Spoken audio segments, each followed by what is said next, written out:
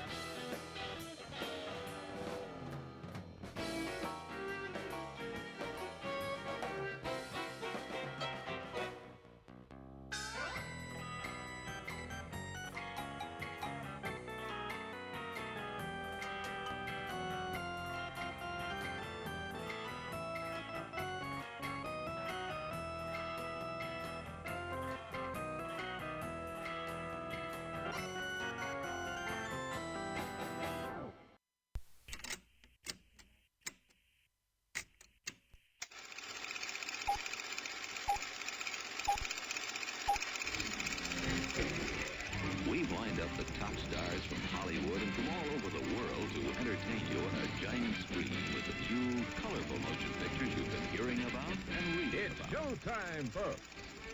Enjoy the show. We're delighted to have you with us. They're driving theater. You'll find something to please you to add to your evening's enjoyment. Is pleased to bring you our feature presentation.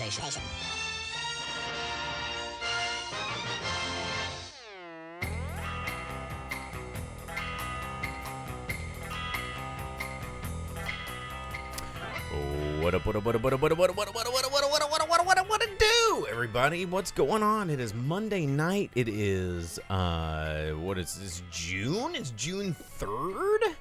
Yes. We're in June. Happy Pride, everybody. It is June 3rd, 2025. You are tuned into the Drive-In Speaker Box podcast. I am your host, Bo, the Boom Operator. I am Slick Doggy the Grip. And we are back. We're in the studio. It's a different day. I know it's not Monday. Normally we're here Mondays at 8 o'clock.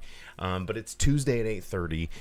Sure is. Because Jake's so mad. He's like, I'm just fucking do these Legos. I don't No, need it's this just 'cause son of a bitch. I've been trying to get progress on this Lego just when we were getting up here early, but... And then, and this is my fault. For those of you that are listening along at home and follow the Drive-In Speaker Box, or at least the adventures of Bo, I have been fighting City Council really, really hard. Or not? I'm not fighting City Council. I'm fighting for the city. And for those of you that listen in our Northwest Arkansas listening area, and not our podcast listeners in the world, but maybe you are in the like Vince in Chicago. He's vested. He wants to know.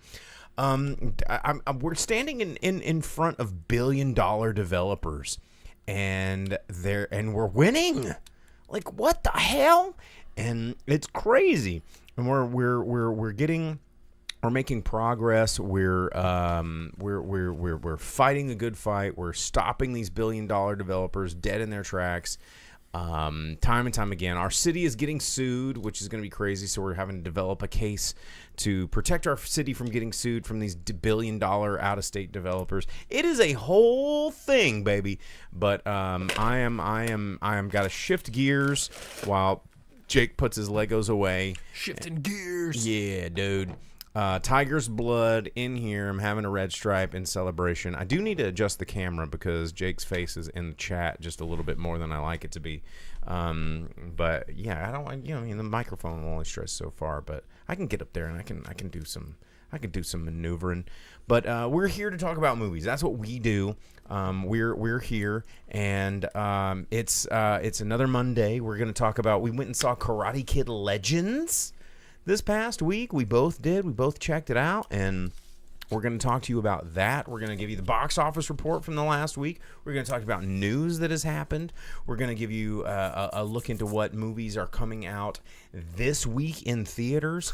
That's what we do. We're not going to sit here and talk about like real estate law, but we're going to talk about Jake's Hurricane Heist shirt that he's wearing. Vince saw that. Also, I saw his comment, winning. Yeah. Which is what I'm doing. But we're going to talk to you about what's coming out in theaters this week and more. So I'm going to let Jake jump in here and talk about news. I'm going to do a little camera adjustment here while he's talking about news, and sure. then I'll be right back.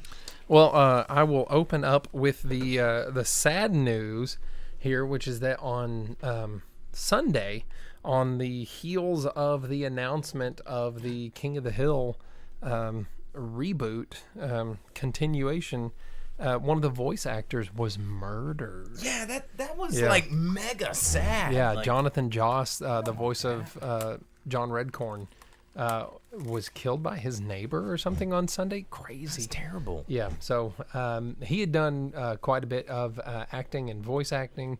It was pretty wild that the announcement of King of the Hill just briefly preceded that. Which, stepping away from sad stuff, King of the Hill coming back. They released the opening scene, like the I guess not opening credits.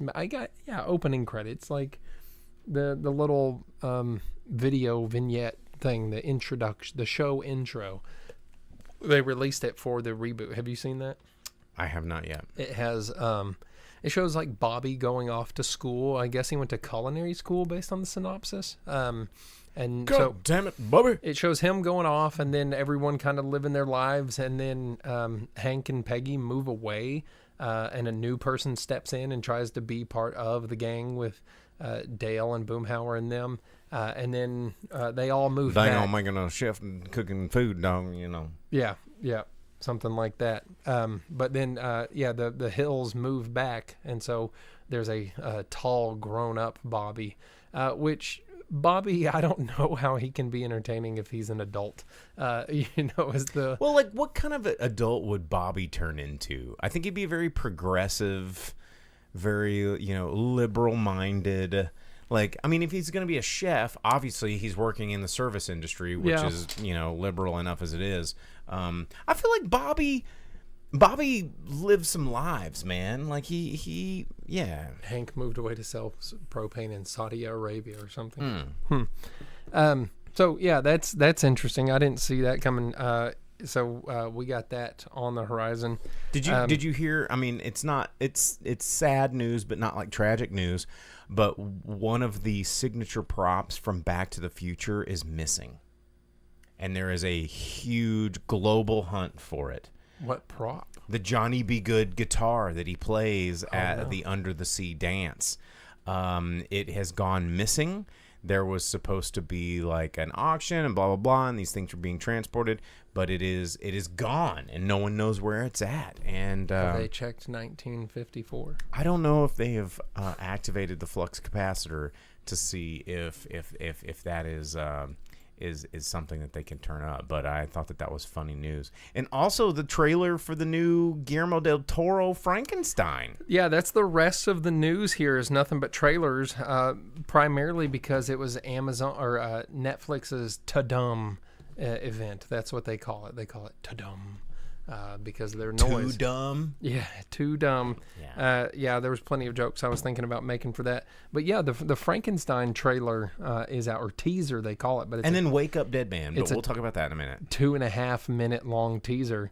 Did you watch the Frankenstein thing? I did. What did you think about it? You're the horror guy, so what did you think about it? I felt like it didn't give me enough of what I needed to make a decision. The monster? Yeah. Because there's none of it except for him being a superhero and then going, Victor! Like he's Khan. Yeah, and I don't know how I feel about that. Or Kirk or what, yeah. But here's the thing, is I kind of trust Guillermo del Toro in certain capacities. There wasn't any part of it that looked like Frankenstein. Right? It is very much his take on those characters. Because I know that Guillermo del Toro loves the Frankenstein story, right?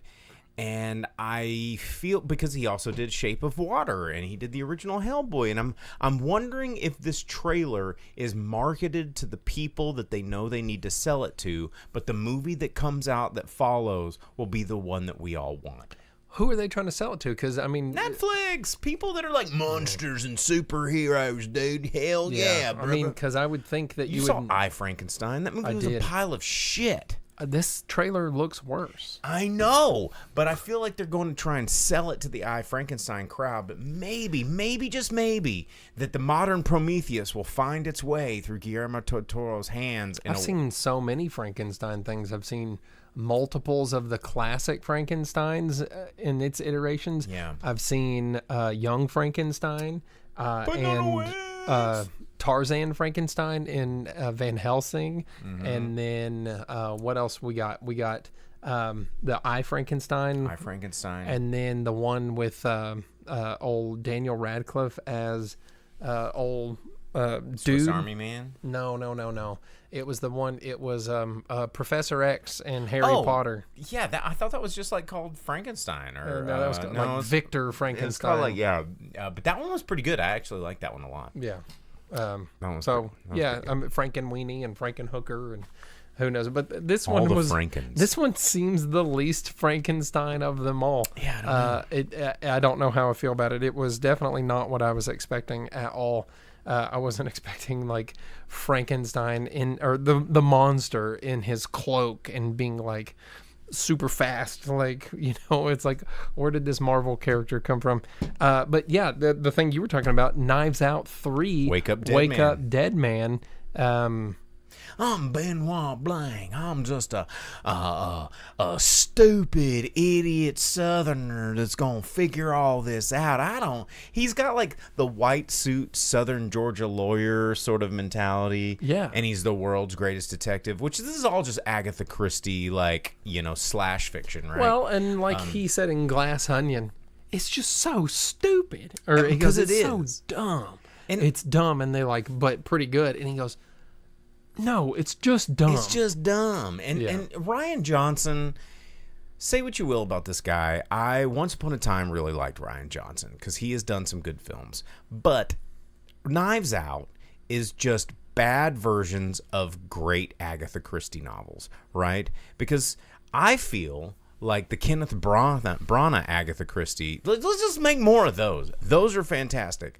However, Daniel Craig. Oh, the last one was good. You didn't watch the last one because you were I afraid did. of jump scares. No, I saw it. I What? ended up not really liking it. And then the Death on the Nile, there was half of that movie that was just like a big drag. Well, Death on the Nile It was a big drag redeemed- because they it had didn't use the redeeming right qualities. color the Oh, I lighting forget. color. Yeah, you and they're like the LEDs on a Nile cruise in the 20s. You cannot use 2,700 degree Kelvin lights in a 5,000 degree Kelvin. Like they use the wrong color temperature bulbs. We know.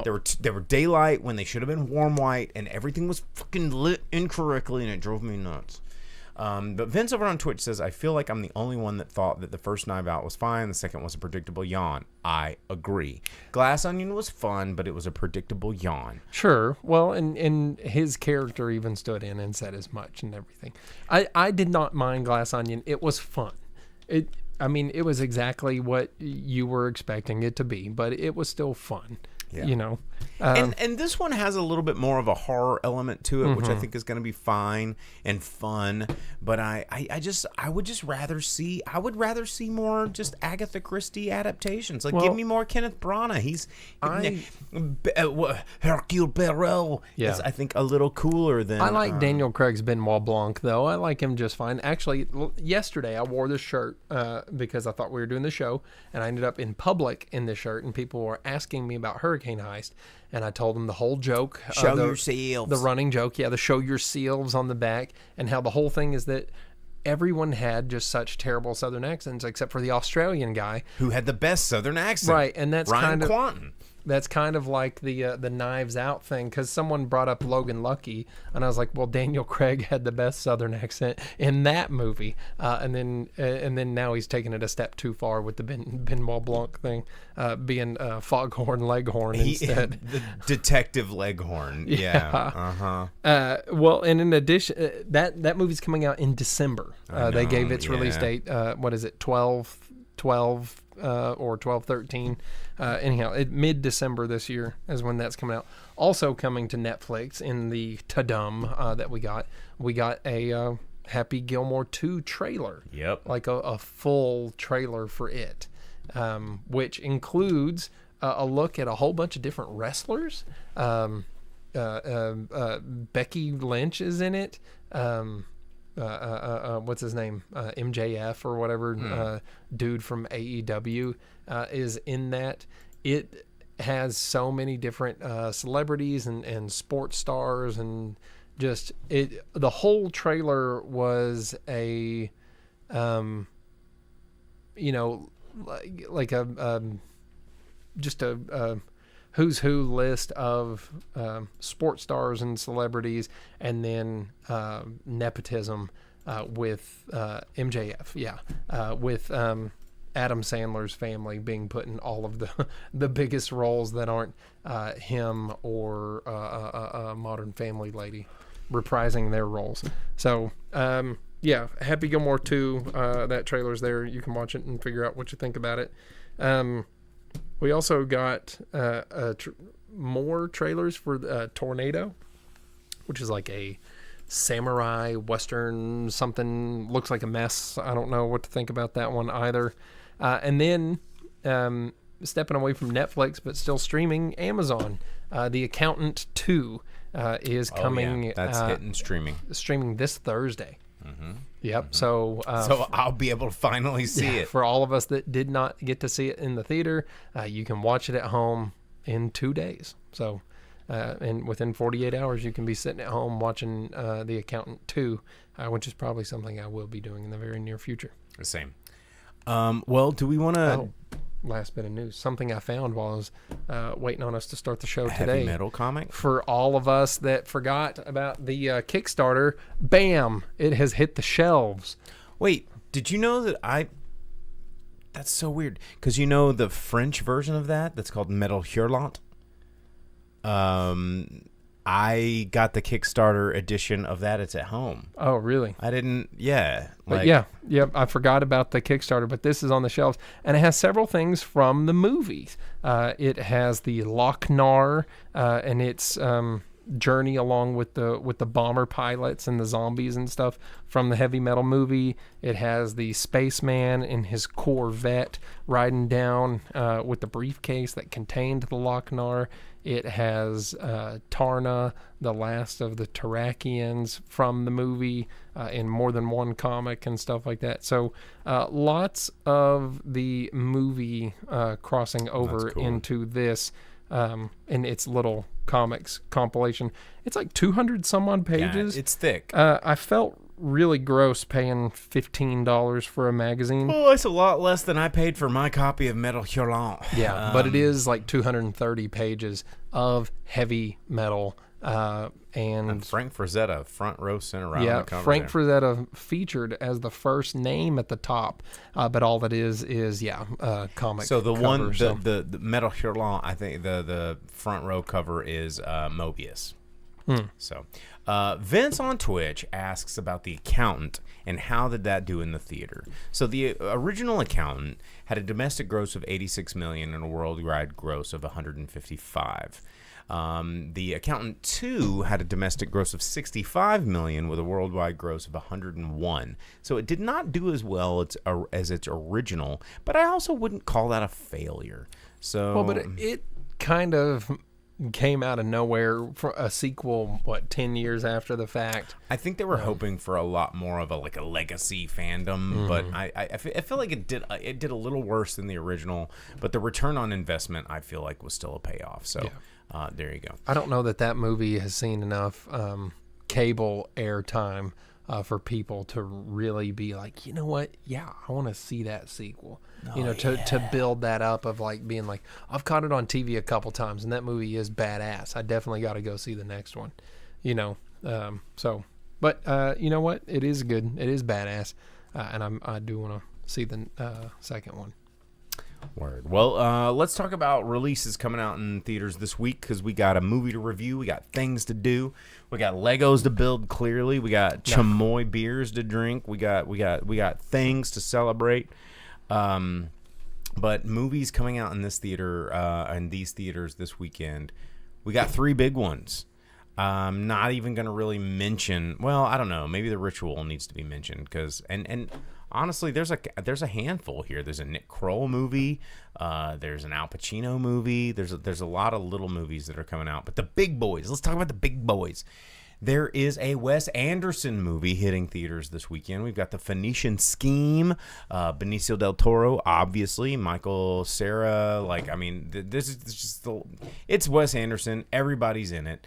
That's coming out in theaters this weekend. I will probably see this and report back to you on Monday, because I always do. I've been informed that this is the movie I'm watching as well. And then also the John Wick. This is the title of this movie. Seeing this, I did not realize that this, because they've been calling it Ballerina, a John Wick story or whatever. But the official title of this movie is, and I quote, From the World of John Wick, Ballerina. What the this is the dumbest movie title I've ever... Like, how heavy-handed and stupid do you think we are? From the World of John Wick, Ballerina. Like, we're going to have to say this for the next 4 weeks as we report box office totals. It goes, coming in the box office at number 4, From the World of John Wick, Ballerina. There's not one person calling it that. Everyone's just calling it Ballerina. From the World of John Wick, Ballerina.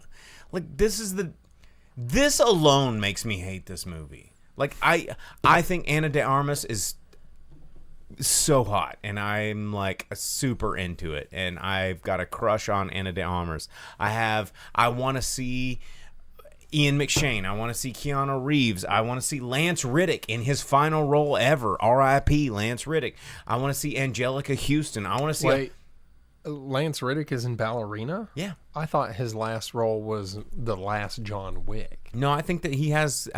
I'm pretty sure he has clips in Ballerina. Maybe they edited it in, but I don't think he was around for the filming of this movie. No, he's credited. He's credited in top billing, by the way. Yeah, but was he there? Was he actually there? I think they probably just filmed older scenes and probably took cutting room floor scenes. But it's more Lance Reddick content, and he rules. Like, I fell in love with that dude when he was on Lost, and he was like the mysterious guy in the background from the company, and his career is great. He's great. I don't give a shit about this movie now because they called it From the World of John Wick, Ballerina. And, as Vince says, The Wire. Like, so good. So good. But this is the dumbest title ever. Anyway, it's coming out in theaters this week. Also coming out in theaters this week, Tom Hiddleston's new film, The Life of Chuck. This movie I've also been excited about because this is based off of a Stephen King novel. And it's Mike Flanagan and Stephen King coming together, 2 people that I really like. Mike Flanagan does great stuff. Stephen King writes pretty good stuff. And Tom Hiddleston? Tom Hiddleston is Loki? He's in here? This looks good. Mia fucking Sarah's in this? Where's she been? I hadn't seen her since Ferris Bueller's Day Off. Like, Mark Hamill's in this? Karen Gillan's in it. Matthew Lillard's in this? Harvey Guillen is in this? Like, sign me up. Let's go. I want to see this movie. There's a lot of movies that I want to see in theaters this weekend. And then you've got, like, The Ritual, which is the new Al Pacino jam, and then the I Don't Understand You from Nick Kroll. Like, I Don't Understand You. That movie looks I mean, it's a train wreck, right? Like you're watching the train wreck. It's happen, it's one of those comedy of errors. right. And I mean, it actually looks like a pretty funny movie. The trailer looks pretty good, but I don't think this is going to get wide release. I think this is going to get expanded release, but it does look pretty funny. You know, I love a good dark murder comedy, and Nick Kroll is a very hit or miss for me. Sometimes I think he takes it, you know, past 11, you know, and I feel like a lot of comedians, I like to stay in the 7 or 8 range, but Nick Kroll sometimes takes it past that. But the trailer for this looks fun. So, and it's an hour and 36 minutes, which is like that sweet runtime. Mark Landry on YouTube just said, I heard Ballerina sucked so bad that they had to reshoot most of it. Lance Reddick was still alive when they started shooting. Okay. I mean, I remember that it's taken this movie a long time to film, but I thought it was still after the end of the last John Wick or whatever. So, well, you know, I bet it still sucks. Nothing I've seen about it makes me be like, I want to see that movie, especially after the last John Wick. It was like, I'm good. yeah, agreed. Remember how good the first 2 John Wicks were? Ooh, I kind of only want to go back and watch the first one, Baba Yaga. Because remember when the first one came out, I was like, dang, that's good. And the second one, and then you were like, there's no way it can be as good as the first one. I'm like, I don't know, it could be pretty good. And then we were both like, it's just as good. Was good. And then the third one came out, and it was like, it's not as good anymore. As Vince just said on Twitch, he said, I've seen the first John Wick and I'm good. Go ahead and watch the second one. The second one's also pretty good. Yeah, the first 2 were worth watching. Yeah, the first 2 are worth watching. After that, no. Unless you just want to go watch the blooper reel of John Wick falling downstairs for 45 minutes in the last one. Like the dude in Three Ninjas or Surf Ninjas, where he just falls down the stairs forever. So bad. Well, anyway, that's what's coming out. That's your theater offerings this week. There are a lot of things coming out.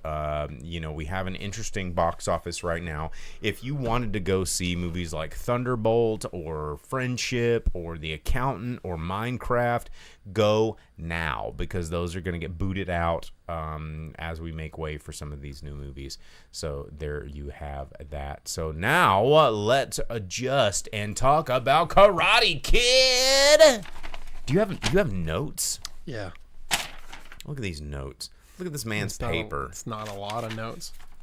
But you wrote things on. You took a Bullet pen. points. You took a pen to paper. Yeah, and sure did. We're gonna talk about it. So the new movie, Velvet Santa requests no spoilers, please. Too late. It's the exact same plot as the first movie. My guy. There's no spoilers to be had. You know how it's gonna. Which of the 3 movies they crammed together do you not want me to give you spoilers for? Because you already know what's going to happen. You already in know any one of them. You already know. So and- Karate Kid Legends. Yeah, let's just go ahead and give a backdrop for the people that don't know. Karate Kid Legends is the way that the Karate Kid IP holders are tying in the shit butt doo-doo fart Karate Kid movie with Will Smith's kid, and Which was called the Kung Fu Wonder everywhere else in the world, because it had nothing to do with the Karate Kid or the Karate Kid series, other than the fact they were stealing its name to piggyback to get a launch point for making dollars. Yes.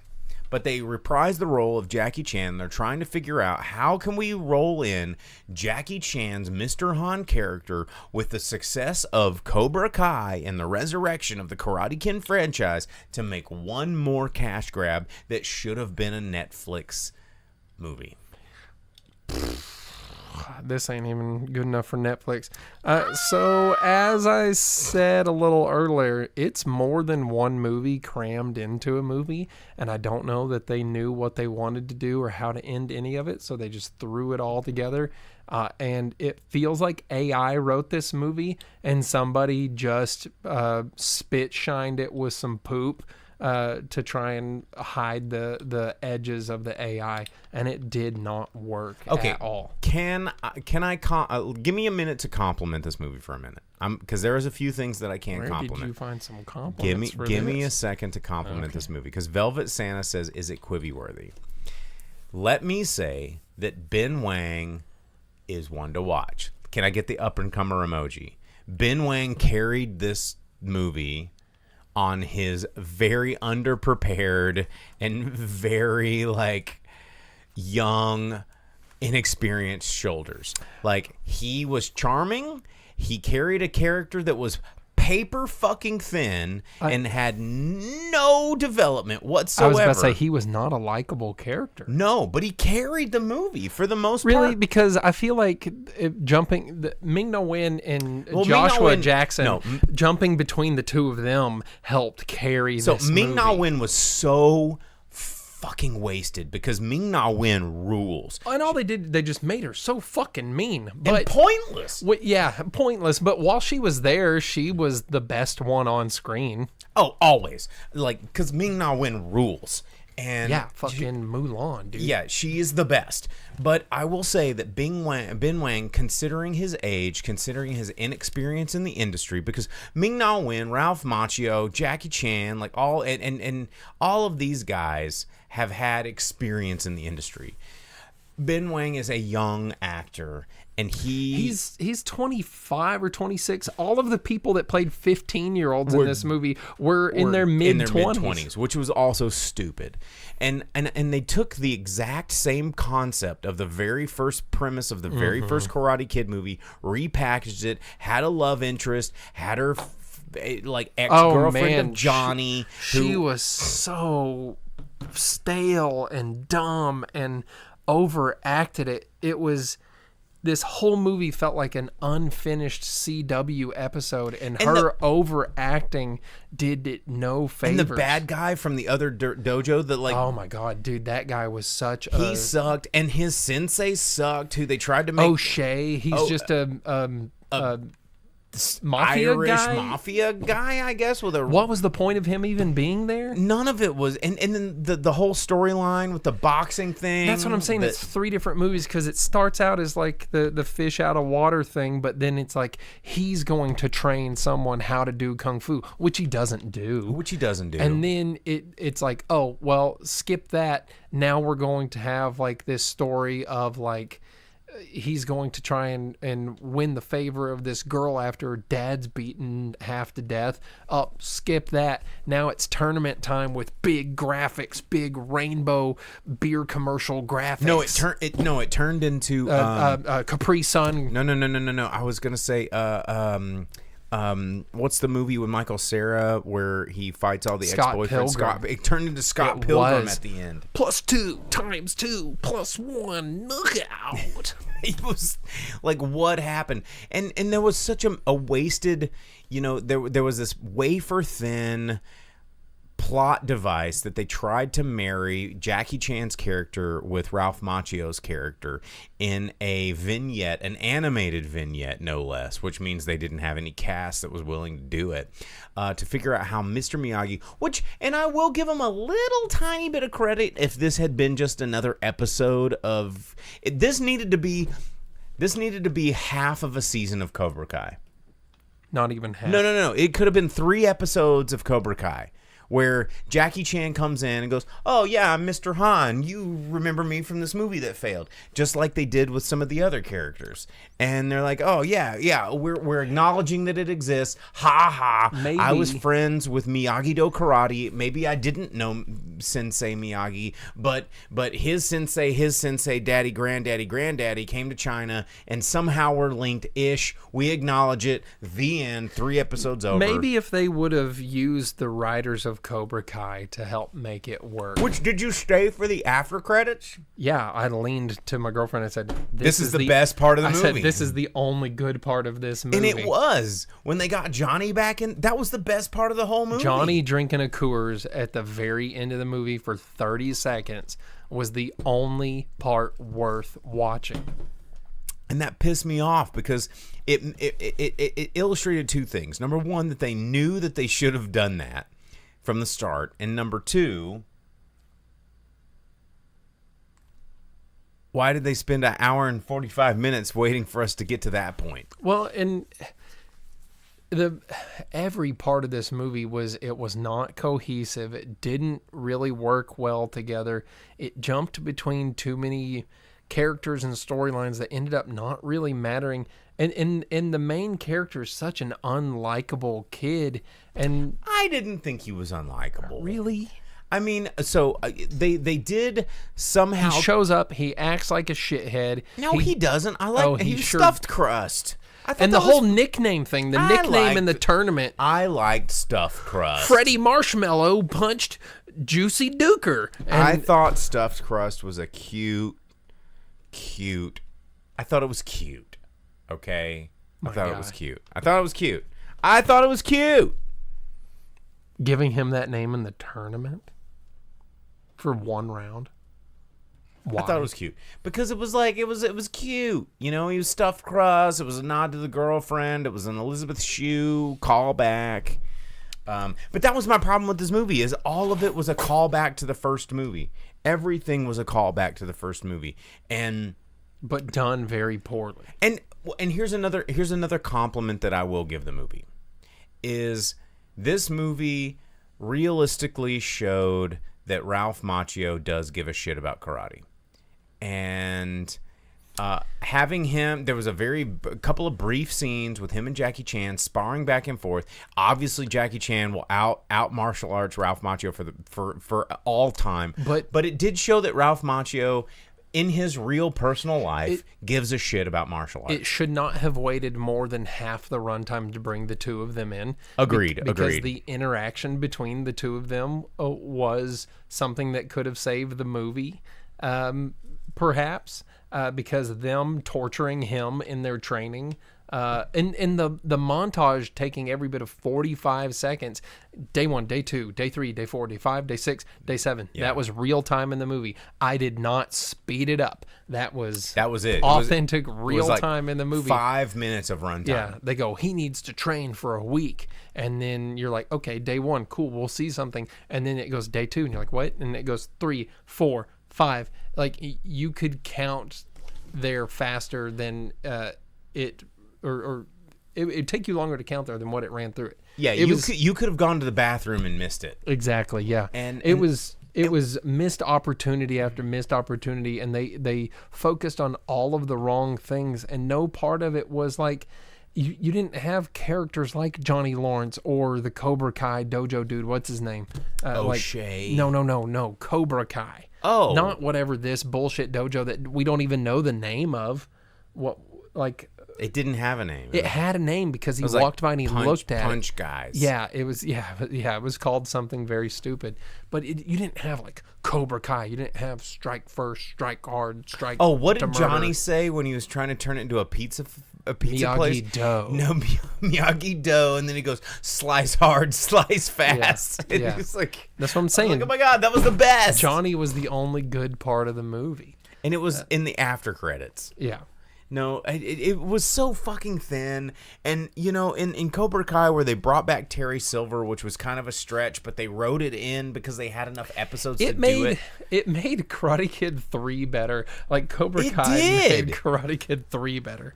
Yeah. Somehow, because they did creative writing, and this movie had none of it. They were like, they chat GPT'd this, and we're like, hey, can we make this with a Chinese kid and make it make sense? Yeah. And it didn't work. And I do, you know, I know we disagree on this, but I think Ben Wang, given what he had to work with, I thought that was, he carried it. Jackie Chan, I think Jackie Chan's character as Mr. Han is endearing. I think it's cool. I think he does a good job at that, but I don't think it's Karate Kid, and I don't think it fits. It doesn't And I fit. wanted to see, and if we're gonna do this, if we're gonna give it the Cobra Kai treatment, I wanted to see more Ralph Macchio and Jackie Chan. There definitely needed to be more friggin' Daniel LaRusso in a Karate Kid movie. And I think the Josh Jackson thing could have taken half as much screen time.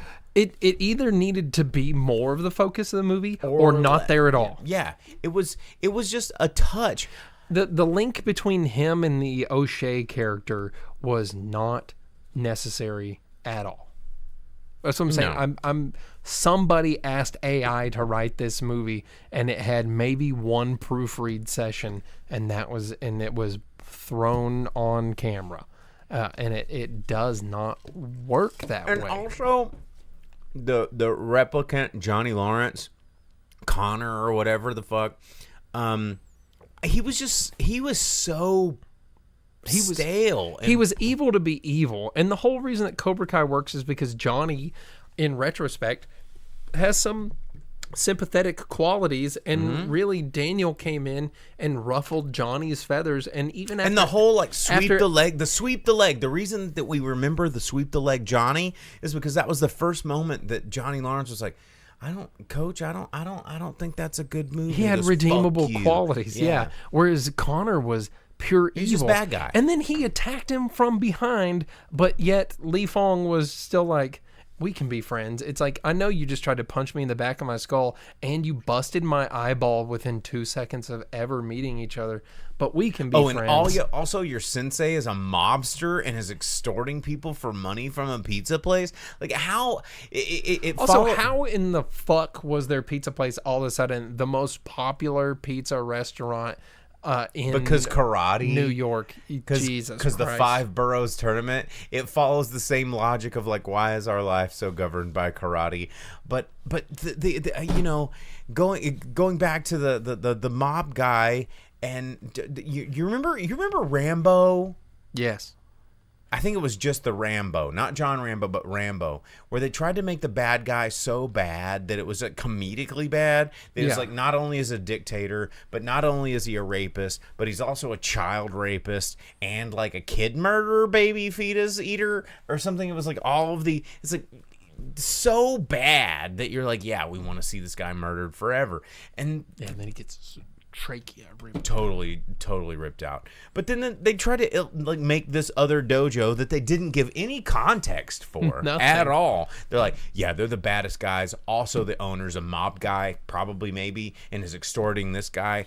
Also, maybe, and he's like doing illegal boxing, maybe, and probably. All that was to lead to like a Taken style fight scene where it cuts away so many times with Jackie Chan and Ralph Macchio fighting the mobsters that go in to beat Li Fong after he wins a round. You know, and here's the other thing that pissed me off, that really actually pissed me off in the theater, where I made a noise. Because, you know, at the end of the movie, because this movie has telegraphed the original Karate Kid so closely through every beat of every act of this movie, and then Li Fong is standing over the bad guy at the end to punch him in the fucking face. Punch him in the mouth. Punch him in the mouth. No. Honk his nose.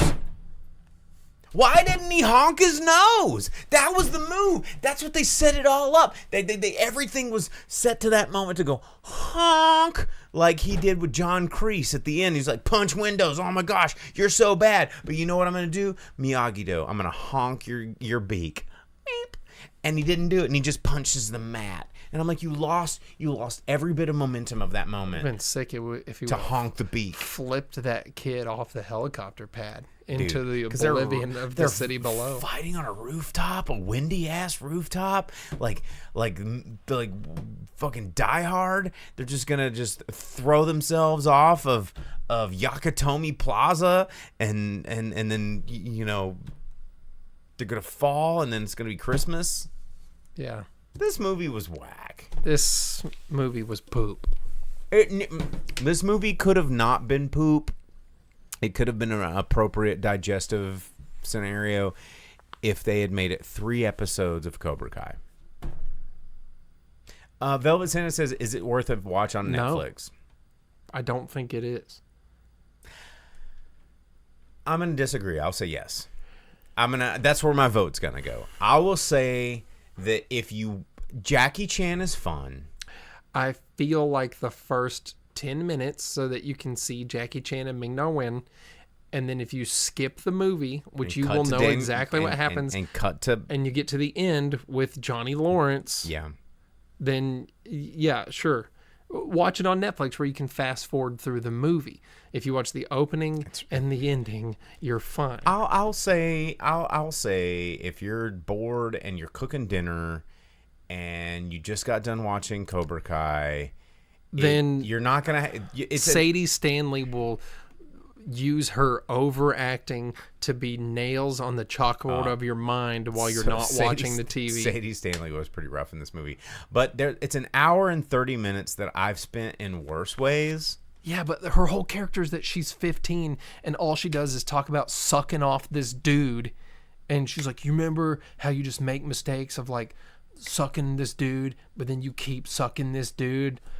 What do you do about it? And then Ben Wong's character's like, okay, I don't want to hear about you sucking this dude. And she's like, but I want you to be the dude that I suck. And he's just like, oh, for real? And then her dad's like,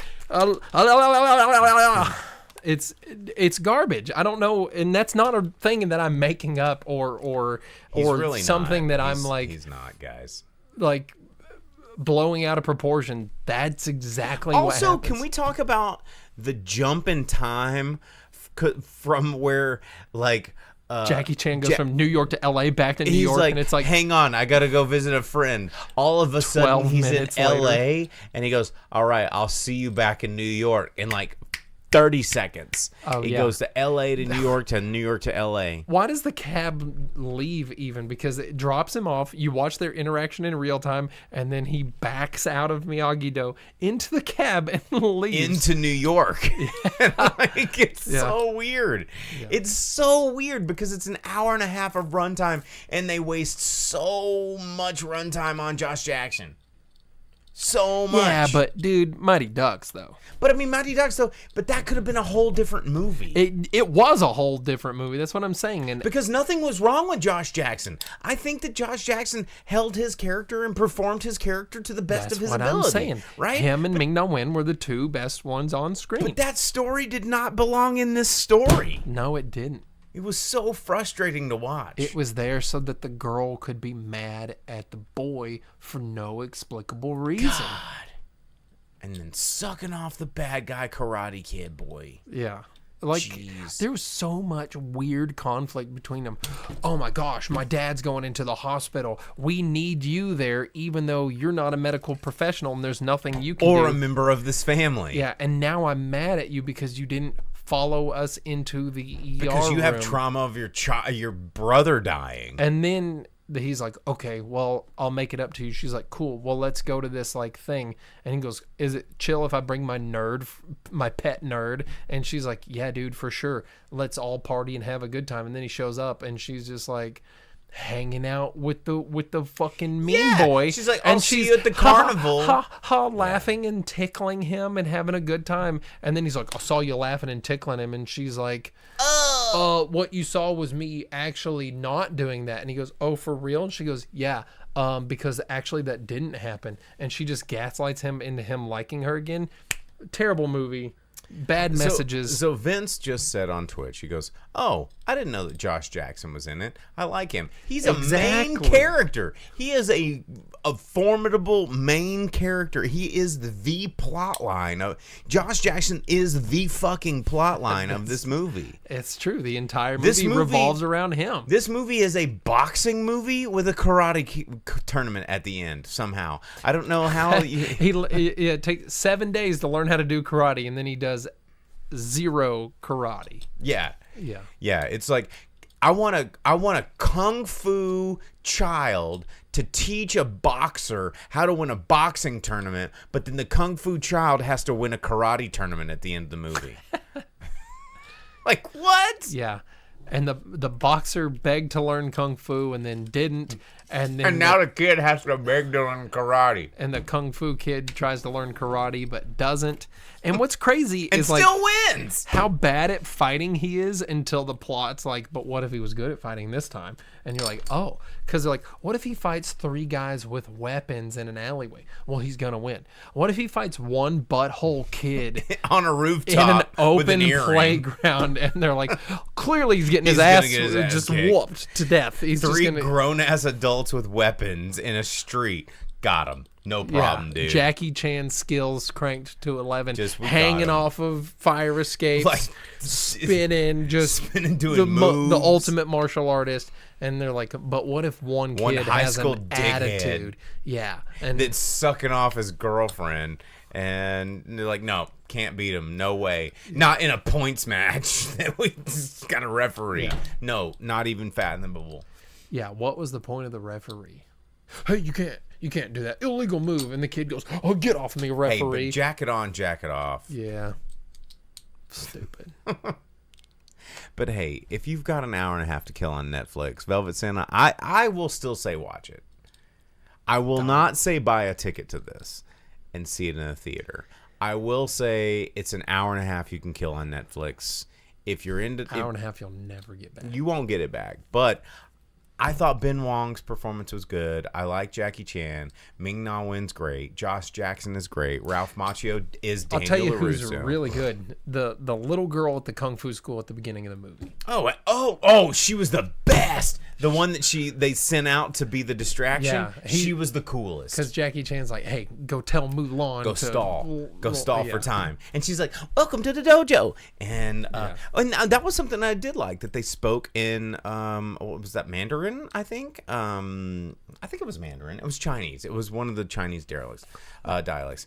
And they and she was great. She was hilarious and just guiding it through, and she's just this tiny little nugget of a kung fu girl. Kung Fu Nugget. Olivia Yang Avis was that actress's name. So Kung Fu Karate Kid, what the hell, Legends. There was no legends. With some Tekken advertisements sprinkled in. There was no legends involved. No. And if you watch it, and on Netflix, Johnny Lawrence. I mean, on Netflix, if it goes immediately to credits, stay, watch credits. Don't, because it'll probably clip that out, right? Netflix usually clips out because it's all AI generated. It happened before the credits. Did it? Yeah. Okay, There's nothing after the credits. That was fantastic. That was the best part of the movie. What's crazy is, it's called Karate Kid, but the only person that does any kind of karate in it at all is Daniel, because Mr. Han and Li Fong and Johnny Lawrence don't do karate. No, they don't. Vince on Twitch says something that I really want to address. He says, I watched the first season of Cobra Kai on YouTube Red, and that's all I've seen. I stopped at season 2 because I found the kids were too annoying, and I don't think this is for me. I find that is a very reasonable assessment. That's fair, yeah. That is a very reasonable assessment, an assessment that I also had.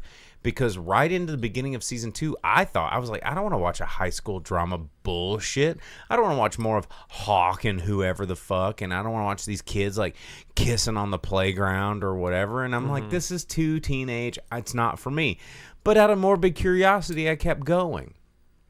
It gets so good. The thing about Cobra Kai is that the first 2 seasons are pretty good.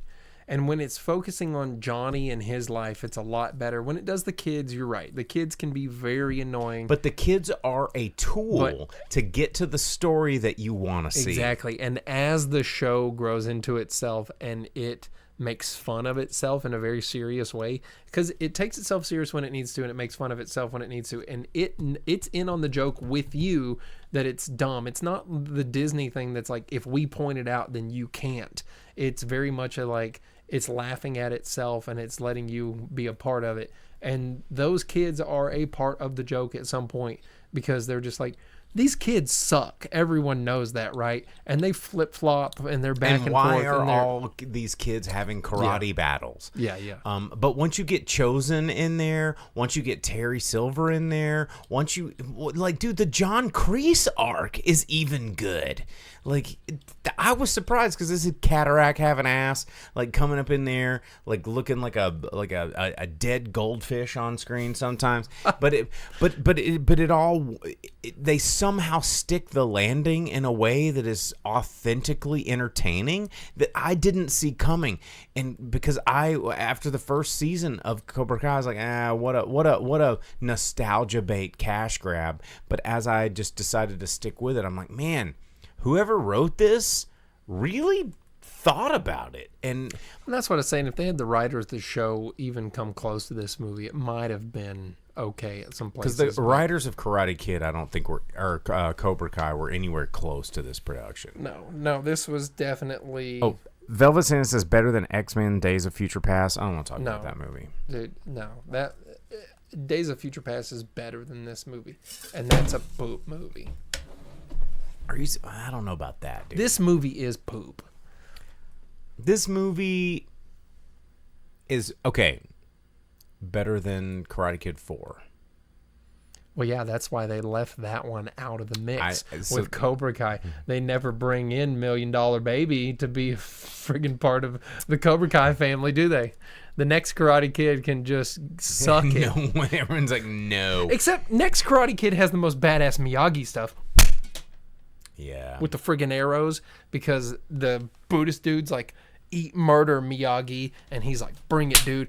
Oh. Yeah. And then all next Karate Kid girls all like, what are you doing, shooting arrows? And he's all like, karate. Karate. Karate. Do or do not. Squish just like grape. No, Karate Kid 4 sucks ass. This is better than Karate Kid 4. No. It's better than Karate Kid 4. It's not as good as Karate Kid 3. This is the No. This is better than Karate Kid 4. Fuck you. This is No, like no. next Karate Kid is better than this, because Oh at wait, least it has Miyagi. That's stuff. Karate Kid. No, no, this is not better than the next Karate Kid. No fucking way. Need I remind you My guy. that Ming-Na Wen was in this, and Jackie Chan was in this, and Josh Jackson had a pretty good role in this? Yeah. Vince says that I called Keanu one of the worst of the year, like the movie Keanu with Key and Peele. About the kitten? Yeah, I didn't. If that's what you're talking about, yeah. Well, it wasn't a very good movie. I don't know. Are you standing by your vote? Okay. Well, anyway, this movie is in theaters. I wouldn't spend money on it, but I would watch this on Netflix. Me personally, I would watch this on Netflix. I'm telling you, the first 5 to 10 minutes and the last 60 seconds. I would still watch this movie on Netflix. Okay. All right. Well, we reviewed it. You can make your own decision. Let's talk about the box office, because we got to do that. The box office is happening. We're hitting our hour mark. We need to start wrapping the show up. We're going to give you the top 10 movies in the United States, domestic box office totals from the top 10 to the number 1 movie, maybe even the 11th, because we were just talking about it. Yeah. There's some down there that I want to talk about. Vince says, would you watch it for a second time on Netflix? There's no second time for this one. Can we? I just want to talk about number 14 here, because this is an interesting metric. That's true. Number 14 was the Phoenician Scheme, and it had an average. A per theater is only in 6 theaters nationwide. It had an average of $93,000 per theater, which the number 1 movie in America only had an average of $14,000. That's a metric. Okay. Well, and just above it at 13 is the Peppa Meets the Baby cinema experience. I can't believe that one's not doing better, but it also is in lower theaters, just Peppa under Pig? 700,000. Yeah. Okay. And then 12, Minecraft movie still hanging in there. 11, The Accountant 2. We can watch it at home on Thursday. And then at number 10, J-Hope Tour. Hope on the Stage in Japan live viewing. I am assuming this is a K-pop thing. Yes, it is. Yeah. Or is it J-pop? Because J-Hope in Japan. Maybe it's J-pop. I don't know. It is something that I don't know what it is. But J-Hope sounds like a K-pop. it's J-Hope. Yeah. Who knows? That's a thing that's out there, whatever it may be. It's not a movie. It's one of those live stage performances. Yeah. I see. $940,000 for that one. And then at number 9, The Last Rodeo. Don't that have that guy that you like? Yeah. Fuck Neil McDonough. $2.1 million brought in by it in its second week from Angel Studios, bringing it up to just under $10.8 million so far. At number 8, Friendship. We went and saw that one, talked about it. Officially out for 4 weeks. Brought in just over $2.5 million this past week, bringing its domestic total to 12.3 in its 1 month runtime so far. Above it at number 7, Thunderbolts Asterisk, big drop, brought in $4.8 million in its 5th week out, 181.8 in the U.S., another 188 so far elsewhere in the world, bringing it up to 370.4. So that one I think really slowed down, had a big rise, and then it plateaued hard. But I think it was still one of the more successful Marvel movies recently. And then at number 6, one that people are still talking about, and I think it is going to be available to watch at home soon. Okay. They're talking about at home DVD. Watch this movie. It's good. Deleted scenes being added you back watch it into yet? the movie. No, Oh, it's so good. Are you going to watch it when it streams? probably not. Oh, dude, it's good. It's good. It's not scary. There's no jump scares. There's It's- jump scares. I've been told there's jump not. scares. There's not. I've been told there's Your jump scares. friends are lying to you because they think you're scared. No. It's a good movie. Anyhow, Sinners, $5.27 million for it. 7 weeks out brought it not to a single jump scare $267 million. in this movie. Another $83 million elsewhere in the world, so it is up over $350 million. And then just above it, opening at number 5, Bring Her Back. Talking jump scare movies, bound to be something in That's that jump one. scares. Yeah. There's none in Sinners. I promise you. I promise you. $7 million brought in by Bring Her Back. And then at number 4, Final Destination, Bloodlines, for scary movies that are probably entertaining and that I would consider watching. Just under 11. There's so much more gore and violence than Final Destination and Sinners. Yeah, but it has like the interesting premise. Because it's mousetrap horror. Yeah, it is Mousetrap. You're right. Just under $11 million for it. 3 weeks out has brought in $111.8 million. Another $119 elsewhere in the world. So just over $230 million for it. Opening at the number 3 spot, the movie that we just pooped on, Karate Kid Legends, $20 million for it. Another $26 million elsewhere in the world. So 47.7 is where it sits currently. And then holding it at number 2, Mission Impossible Final Reckoning, $27.2 million in its second week, $122.5 million so far, another $230 million elsewhere in the world. Good worldwide. Yeah, so 356 for Mission Impossible so far. That one is one to go watch, especially in the theater. My brother and I were talking. He said that he really wanted to see Mission Impossible, but his friends talked him into going and watching Sinners. And I was like, dude, Mission Impossible is one you got to see in the theater. See them both. And then holding the number 1 spot, because what else are you going to do? In its second week, $61.8 million brought in by Lilo and Stitch, $279 million so far. With another 334, bringing it up to $618 million in 2 weeks. That's ridiculous, especially since not one person has had anything good to say about this movie. There's zero positive. It's almost at $1 billion, and no one likes it. Yeah. Everyone, it's like shitty Oreo flavors. Everyone's gonna try it just to taste it once and go, "Ugh." Like everyone is like, I'm gonna go see it. Oh, look at this. Vince pulling up right here. Isn't there a website that tells you, The jump scares? Yeah, how about that? There are jump scares in It's- Sinners. no, Later but in the did you film, one of read the it? movies described as more gore and suspense heavy in the A second half. snake jump Some scare. Jump scares still occur, particularly as vampire action escalates. Not the primary focus. Many reviewers emphasize that Sinners isn't solely reliant on jump scares and focuses more on building tension, a compelling story, and graphic violence. Yep. Once the vampires appear. If I could pull the friend card with Jake, it would be to see Sinners. Horror movies aren't really my thing, and it needs to have an interesting hook for me to want to see it. How about a cool historical vampire shit? I don't like the vampire thing. I think the only vampire movies that really are like Bordello of Blood. Great movie. Yep. Dracula Dead and Loving It. Great movie. Vampire in Brooklyn.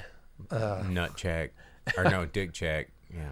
What? Yeah, because he's a ghoul, Yeah. and he's rotting, and he always has to check his dick. Was that Dougie Fresh, and he's just like checking his dick to make sure it hadn't rotted off. Buffy the Vampire Slayer. Great. Did you see the Paul Rubens documentary on HBO? No, but I saw advertisements Oh, for it it's so good, and I cried. where the whole ad for it was like, "Did you know that Paul Rubens was gay?" And he was upset about it. I was like, What? can't you tell me something more interesting to make me want to watch this? I mean, that? Paul Rubens is a fucking genius, and that doc made me really, really sad. Anyway, I don't want to end on a sad note. Yeah. What else? Van Helsing we talked about earlier. Oh, Vampire Hunter D?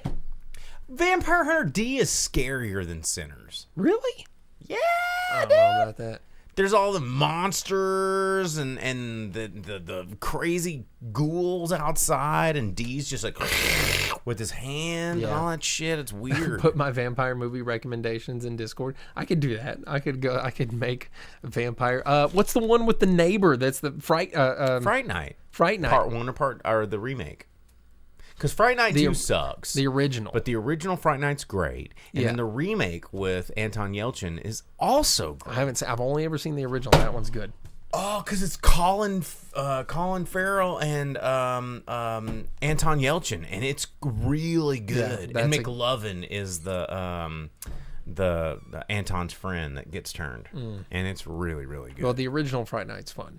I like that one. Yeah. Oh, and it has the guy, one of the Doctor Who guys, who is the like on screen sort of Chris Angel vampire hunter guy. And dude, the remake of Fright Night, it's really good. Vince says that I love Little Vampires. That has the kid from Jerry Maguire in it. I can see the movie title or the movie poster when you said that. Yeah, you seem like a Little Vampires kind of guy. Nah. You're like, I don't want a jump scare. I want my vampires to be. Anyhow, we got to end this show. Okay. Well, anyway, thanks for tuning in, guys. Like that's the show. We're gonna get out of here. But man, Karate Kid, what a time! What a time to be alive. We'll be back. There's a lot of movies that we got to check out this next weekend. I don't know. I'm gonna probably have to see a movie Thursday night. Yeah, like if that's what we're talking about is watching Phonation on Thursdays. Yeah. So, well, don't forget to like and subscribe wherever it is you like and subscribe. Facebook, YouTube, Twitch. We love Twitch. Good times, great oldies. Follow along if you're just listening to the audio.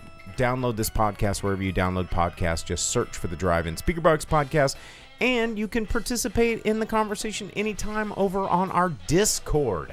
Just get on that Discord. Everything's on our link tree at driveinspeakerbox.com. He's going to put in his vampire list. Yeah. I'll put in mine. We'll have a competing like top 10 vampire movies ever. I'm pretty sure Buffy's going to be on both of them. Oh, it's too. Yay, Paul Rubens. But all right, guys, we'll see you next time. Take care. See ya. As you leave the theater, folks, please be careful. Don't let this happen to your car. Be sure to remove the speaker before you leave. If you should accidentally pull a speaker loose, please turn it in at our snack bar or box office. Thank you.